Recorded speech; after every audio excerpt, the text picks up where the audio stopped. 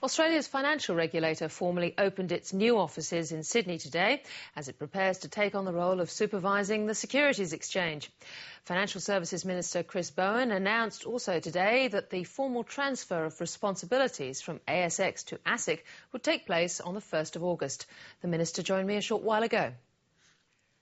Chris Bowen, welcome to Late Line Business. Thank you, Tikki. Good to be with you. Big changes, not just the transfer of regulation from the ASX. We'll have new exchanges in competition with the ASX, perhaps new circuit breakers to get around market disruptions. We're all ready, are we? Yes, I've announced tonight that that transfer will occur on the 1st of August.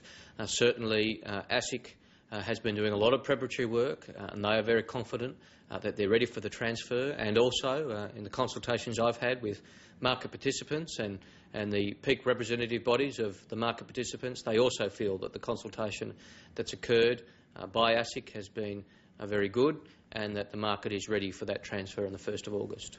Will you be offering any compensation to the ASX? I know the New York Stock Exchange was compensated when its supervisor responsibilities were transferred. Well, look, ASX has been in discussions with ASIC and the Treasury about the whole range of issues which go to the transfer of supervision. We continue to be in those discussions and I've announced the regulatory fee structure and that is what applies to the new arrangements, and other matters are matters for discussion between the ASX and the government authorities. Because obviously that could have quite an impact on its value. Well, that's a matter for the ASX and it's a matter for discussion between the ASX and the various government authorities. On the Cooper review, the new proposed trustee rules are pretty complex. Is there a talent pool big enough to fill the board seats in corporate Australia? Well, look, that's one of the issues, of all the issues that I'm working through with the superannuation industry. I understand where the panel was coming from with those recommendations. In recent days, I've been in discussion with the superannuation industry about that, and there are various views around. There are some people who think the recommendations are perfectly appropriate. There are other people who don't, who make that point that you make about the availability of, if you like, the gene pool of available directors. Other people say that these reforms might actually help in that. This is a complex issue and I'll be working that through in as methodical way as I can. Jeremy Cooper has angered the unions and even some business groups about the idea of abolishing mandatory equal representation on boards. The ACTU says the system ain't broke. What do you say? Well, of course, as you say, his panel has recommended that it no longer be mandatory. He's certainly not recommending that it not be an option to have 50-50 representation. He's saying that should no longer be mandatory. My answer is the same. I'll be working that recommendation through. I've been discussing it with various peak superannuation groups and funds over recent days. I'll continue to do that, and our response will be a carefully considered and measured one. When do you think your response will come out? Look, I want to give the industry some certainty. There are a lot of changes here and there has been a lot of consultation as part of the Cooper review process and of course with the panel issuing iterative reports over the last 12 months, that's enabled me to enter into quite a bit of consultation as we go.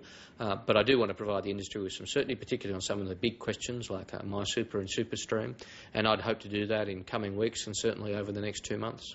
Just one on your new mining tax deal. On Tuesday, the Treasury Secretary Ken Henry admitted the government had assumed a big rise in commodity prices, so it could claim that the new mining tax deal would only reduce budget revenues by $1.5 billion. Now, that might be politically inspired, but you can't mark your budget to market like this, surely.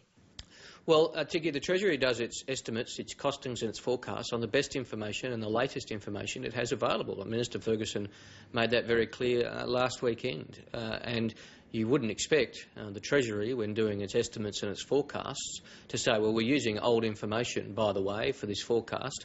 We have new information, but we're not going to use it. I don't think anybody would think that's sustainable.